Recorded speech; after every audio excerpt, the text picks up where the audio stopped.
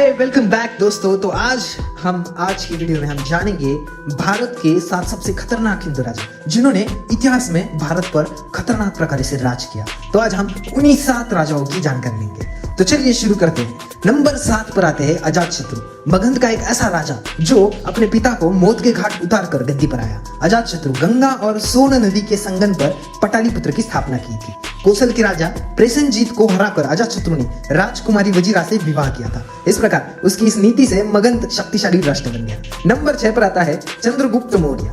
सिकंदर के काल में हुए चंद्रगुप्त ने सिकंदर के सेनापति सेल्यूकस को 2 बार बंधक बनाकर छोड़ दिया था। सम्राट चंद्रगुप्त मौर्य के गुरु चाणक्य थे। चंद्रगुप्त ने अपने पुत्र बिंदुसार को गद्दी सौंप दी थी। नंबर 5 पर आते हैं हर्षवर्धन। हर्षवर्धन वो आखिरी हिंदू सम्राट थे जिन्होंने पंजाब को छोड़कर पूरी उत्तर भारत पे राज किया था। 16 वर्ष की छोटी उम्र में हर्षवर्धन राजा बने थे। हर्ष ने लगभग 20 साल शासन किया।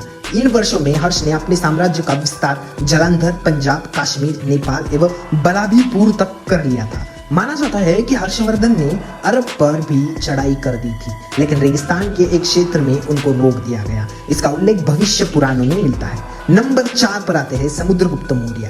गुप्त वंश के दूसरे राजा और चंद्रगुप्त प्रथम के उत्तराधिकारी थे एवं पटालीपुत्र उनके साम्राज्य की राजधानी थी। वे वांशिक इतिहास में सबसे बड़े और सफल सेनानायक एवं सम्राट माने जाते हैं। समुद्रगुप्त गुप्त राजवंश के चौथे राज शासक थे और उनका शासनकाल भारत के लिए स्वर्ण युग की शुरुआत कही जाती है। नंबर 3 पर आते हैं अशोका। सम्राट अशोका विश्व प्रसिद्ध एवं शक्तिशाली भारतीय मौर्य राजवंश के महान सम्राट थे।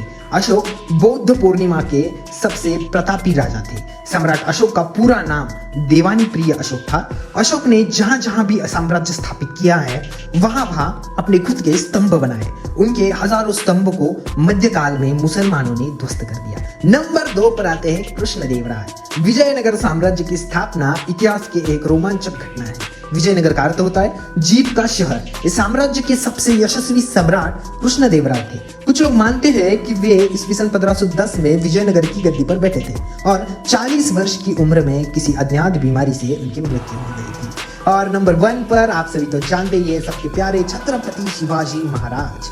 उनकी माता ने उनका नाम भगवान शिवाय के नाम पर शिवाजी रखा। उनकी माता भगवान शिवाय से स्वस्थ संतान के लिए प्रार्थना किया करती थी। वर्ष 1640 में 15 वर्ष की आयु में शिवाजी ने आदिल शाह सेना को आक्रमण की सूचना दी।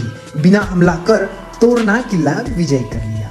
तो चलिए मिलते ऐसी और रोमांचक वीडियो के साथ हमारे चैनल ब्रेनस्टॉर्म पर। धन्यवाद।